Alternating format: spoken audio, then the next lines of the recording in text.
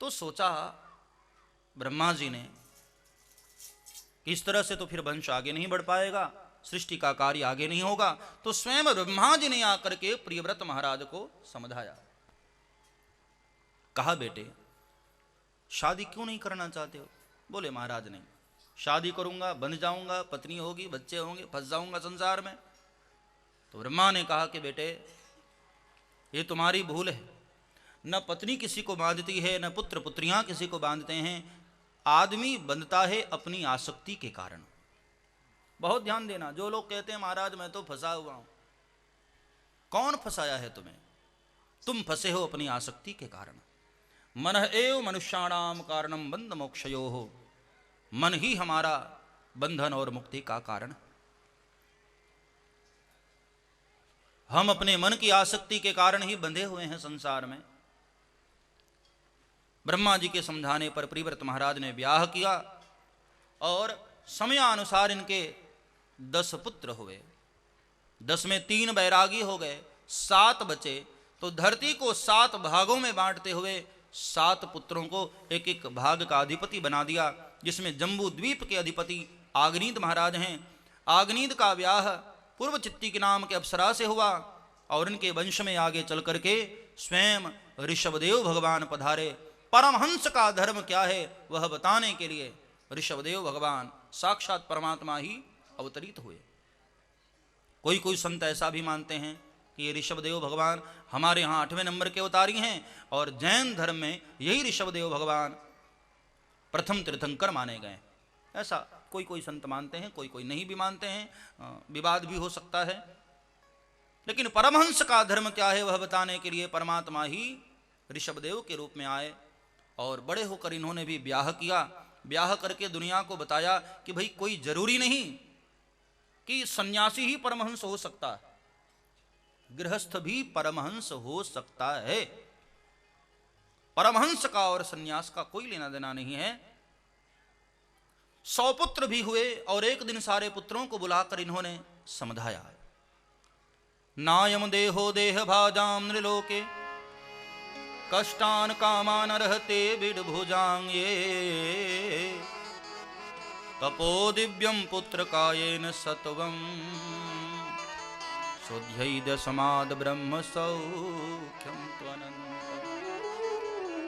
हमारे क्षेत्र के बड़े ही प्रतिष्ठित संत श्री ददरुआ सरकार, हाँ, रामदास जी महाराज कथा में आज पधारे हुए हैं हम सबको आशीर्वाद देने के लिए।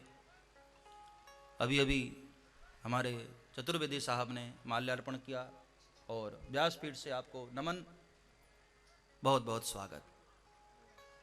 ये पूरा क्षेत्र ग्वालियर, भिंड, मुरैना, ये इटावा, ये सारा क्षेत्र उस स्थान से जुड़ा हुआ है। हनुमान जी महाराज की बहुत सिद्ध स्थली है वो, जहाँ बहुत सारे भक्तजन हनुमान जी को निवेदन करते हुए अपनी मनोकामनाएं पूर्ण करते हैं। पूज्य महाराज श्री पधारे हैं। बहुत बहुत हम श्रोताओं की ओर से महाराज श्री को वंदन और बहुत बहुत स्वागत।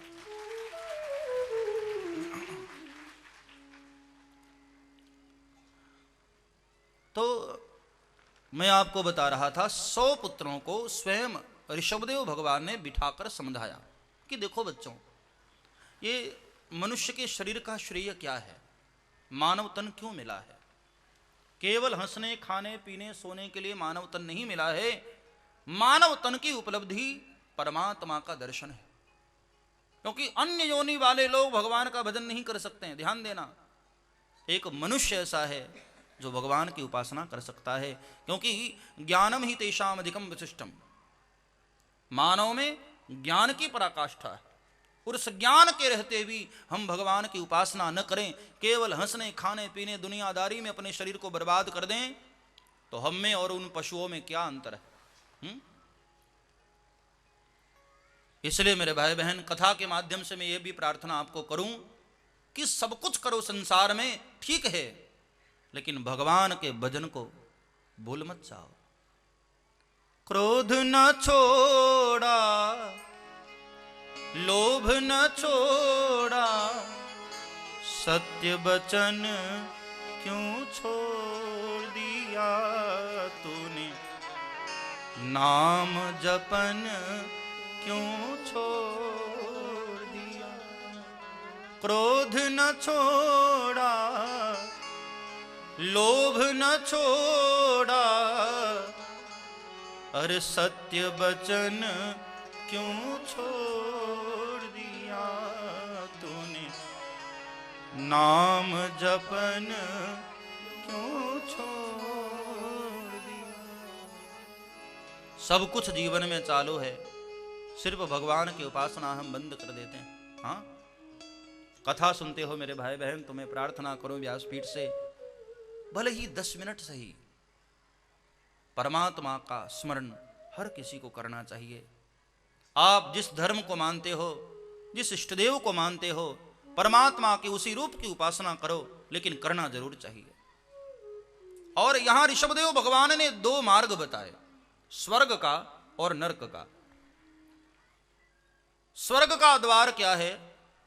महत सेवा द्वार माहुर्विमुक्ते तमोद्वारम योषिताम संगी संगम महांतस्ते समचित्ता प्रशांता विमन्यवः सुहृदः साधवो। महत सेवा द्वार माहुर्विमुक्ते तमोद्वारम योषिताम संगी संगम।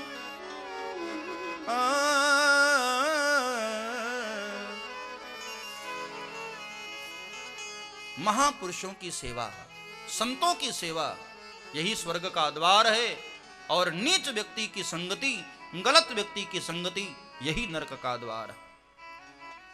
गगन चढ़ई रज पवन प्रसंगा, गगन चढ़ई रज पवन प्रसंगा, गगन चढ़ई रज पवन प्रसंगा, गगन चढ़ई रज पवन प्रसंगा, कीचहि मिलहि नीच जल संगा,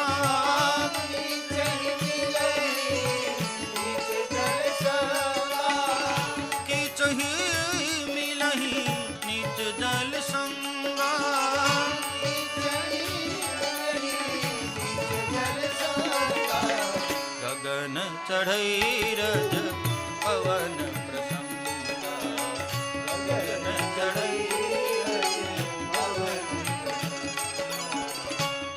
पवन की संगति से मिट्टी का कण आकाश को चूमने लगता है, लेकिन वही मिट्टी का कण जल की संगति कर लेता है तो कीचड़ बन करके जमीन पर रह जाता। हाँ, जिनकी आत्माएं ऊंची उठी हैं, जिनके भीतर प्रकाश है, ज्ञान का प्रकाश है, ऐसे लोगों की संगति करोगे तो स्वर्ग जाओगे। नीच व्यक्ति की संगति तुम्हें डुबाएगा, इसलिए अच्छी संगति करो महापुरुषों की। नारद भक्ति सूत्र में नारद महाराज ने कहा, दुसंगः सर्वथैव त्याज्यः। साधक को कुसंग से हमेशा दूर होना चाहिए, कुसंग का त्याग करो। अपने ज्येष्ठ पुत्र भरत को गद्दी दे करके ऋषभदेव भगवान वन चले गए और वहां भगवत उपासना करते हुए अपने धाम को वापस लौटे। भरत महाराज ने भी 50 वर्ष तक राज्य किया। 51वें में प्रवेश होते ही अपने ज्येष्ठ पुत्र को गद्दी दिया और ठीक अपने पिता के मार्ग पर चलते हुए गृह त्याग दिया। देखो, 50 वर्ष तक हम गृहस्थ में रहें, 51 आते ही हमें सावधान हो जाना चाहिए। 50 के बाद जो उस अवस्था है ना हमारी, वो घर में रहने की नहीं। अब धीरे धीरे धीरे हमें निवृत्त होना चाहिए। 50 के ऊपर वाले जो लोग हैं, मैं उनको निवेदन कर रहा हूं, 50 के बाद तुम बहुत ज्यादा अब चिपको मत घर में। 51, 52, उसमें वन शब्द लगा हुआ है।